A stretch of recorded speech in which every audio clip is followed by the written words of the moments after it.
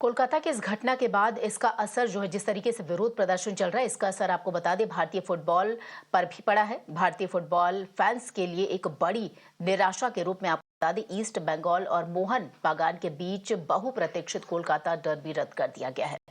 Durand cup के group stage match में आज दोनों टीमों का आमना सामना होना था। कल कोलकाता पुलिस से जो पहले से ही आरजीकर में तोड़फोड़ और हिंसा के लिए आलोचना झेल रही है, उसने सुरक्षा मुद्दों का हवाला देते हुए मैच के लिए ग्रीन सिग्नल देने से साफ इनकार कर दिया।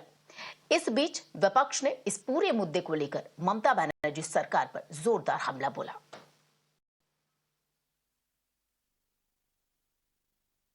Now, protest is still going on in certain pockets as the fans of both East Bengal and Mohun Bagan are absolutely angry with Kolkata police and the state machinery. This, if we talk about the match of East Bengal and Mohun Bagan, it holds a lot of significance for the fans out here. Now, in fact, it was a sold-out match. Fans have been eagerly waiting for the match to happen. At the very end, last moment, the state machinery decides to cancel the match because of security concerns. Now, that is the reason why large amount of fans of both East Bengal and Mohun Bagan gathered in front of the Salt Lake Stadium to protest. Now, while they were protesting, they were also protesting against the atrocities that had happened in RG Kar Hospital. Slogans were raised, justice for RG Kar. Now, the Kolkata police time and again were asking the fans to leave the place as there is a chance that the law and order situation could get disturbed. Now, the Kolkata police have been saying that they have got intelligence that some of the miscreants in the form of fans could enter the stadium. And a similar situation like RG Kar, like the midnight vandalism we had seen, similar situation could arise in Salt Lake Stadium. And that is the reason why the Kolkata police had to, and the state administration had to cancel off the match between East Bengal and Mohun Bagan. And meanwhile, there was continuous protest that was taking place from the agitated fans. They are saying that look at the amount of security personnel deployed at Salt Lake Stadium to make sure that the protest does not go on. If that amount of security could have been deployed at the Salt Lake Stadium, the match could have easily taken place.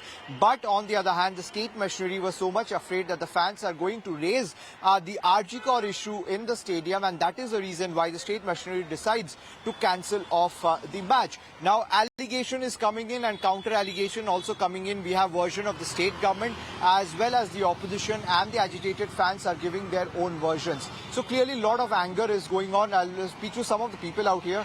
दादा, आपसे पूछूंगा कि जो match आज cancel हुआ है, एक तरफ सरकार ये कह रही है कि सिक्योरिटी कंसर्न्स है, सिक्योरिटी कंसर्न्स के कारण जो है मैच को रोक दिया गया है क्योंकि कुछ मिसक्रिएंट्स आ सकते हैं और जैसा सिचुएशन आरजी कौर में हुआ वैसा सिचुएशन सॉल्ट लेक स्टेडियम में भी हो सकता है। देखिए, जितना पुलिस आप लोग दिखा रहे कैमरे में, जितना पुलिस डिप्लॉय किया गया है, इसका आधा पुलिस हम लोगों को मैच में नहीं दिया जाता है कभी।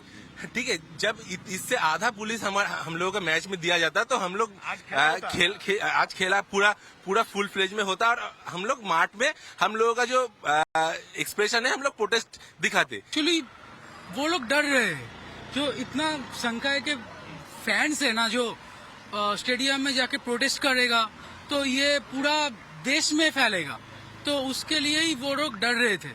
इसके लिए वो बंद कर दिए मैच और आप देखिए वो लोग सड़क पे उतर रहे हैं।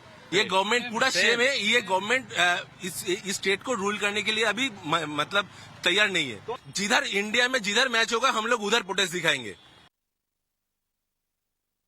बहुत जल्दी उन्हें गिरफ्तार करना चाहिए जिन लोगों के ऊपर ऐसा इल्जाम आया है कि वो इन्वॉल्व थे इसमें। पुलिस सिर्फ सुखेंदु बाबू के नहीं, सबको जो भी आवाज़ उठा रहा है उनके खिलाफ नोटिस भेज रहे हैं। इवन जिन लोगों ने फेसबुक पे पोस्ट किया या यूट्यूब में कुछ यूट्यूब चैनल चलाते लोगों ने ऐसा किया, सबको पुलिस नोटिस भेज रही है और ममता बनर्जी से पुलिस स्टेट बनाने की कोशिश कर रही है और यहाँ पे अभी अनऑफिशियल इमरजेंसी यहाँ पे लागू है।